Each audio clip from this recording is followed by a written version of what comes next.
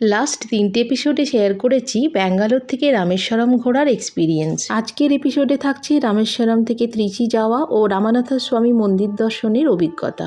Time লাগার কথা 4 ঘন্টা, তাই আগের দিনের মতো মুরুগান মেসে ব্রেকফাস্ট করে 10টা 40 নাগাদ স্টার্ট করলাম ত্রিচির উদ্দেশ্যে। রামেশ্বরমকে বিদায় জানানোর আগে আরও একবার পাম্বান ব্রিজের ওপর দাঁড়িয়ে আশপাশে সৌন্দর্য উপভোগ করছিলাম। চোখে পড়ল এক ডুবুরি, তাই ক্যামেরা জুম করে একটু ভিডিও তুললাম। আগেও ট্রাক বোঝাই করা খড় দেখেছি, কিন্তু এভাবে গুটিয়ে নিয়ে যেতে দেখিনি। যেহেতু ডিস্টেন্স বেশি ছিল না, তাই একটু তাড়াতাড়ি প্রায় 4টে নাগাদ ত্রিচি পৌঁছে গেছিলাম। ঝটপট হোটেলে ফ্রেশ হয়ে বেরিয়ে পড়া হলো। লাঞ্চ হয়নি বলে এটা সেটা খেলাম। এরপর হনহন করে এগিয়ে গেলাম মন্দিরের দিকে। তামিলনাড়ুর শ্রীরঙ্গমে অবস্থিত এই রঙ্গনাথ স্বামী মন্দিরে 21টি গোপুরম বা টাওয়ার গেটওয়ে রয়েছে।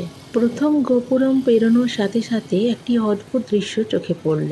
সুন্দর করে সাজানো একটি গাড়ির সামনে দুটো লোকের মুখের দুধারে লোহার রড ঢোকানো অবস্থায় ঝুলে আছে। তার আশেপাশে লোকজন ঢাকঢোল সানাই বাজাতে বাজাতে যাচ্ছে। কি অনুষ্ঠান বুঝতে পারলাম না। প্রচণ্ড ভিড় ঠেলতে ঠেলতে একটার পর একটা গোপুরম পেরোতে পেরোতে মন্দিরের দিকে এগিয়ে যাচ্ছিলাম।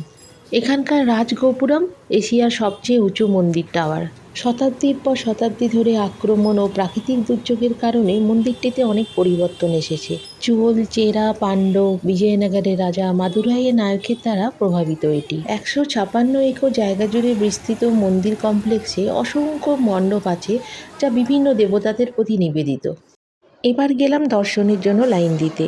এখানে ভগবান রঙ্গনাথ স্বামী পূজিত হন। এটি বিষ্ণুর একটি শুয়ে থাকা রূপ। রঙ্গনাথ স্বামীর স্ত্রী হলেন লক্ষ্মী, যিনি রঙ্গনায়কী নামেও পরিচিত। এখানে দ্রাবিড়ীয় স্থাপত্যশৈলী দেখা যায়। মন্দিরের গর্ভগৃহে একটি সোনার বিমানম রয়েছে।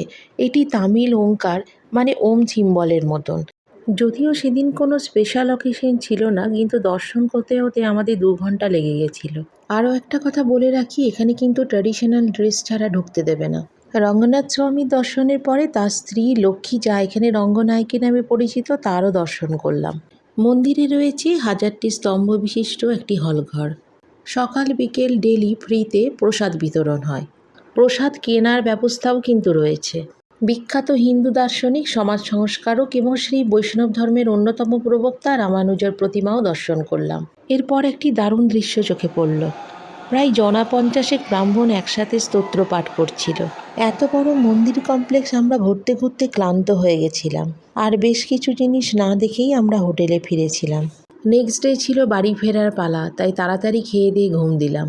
ছোট্ট হলেও ফেরার গল্প কিন্তু করব, নিয়ে আসছি সেই ভিডিও নিয়ে।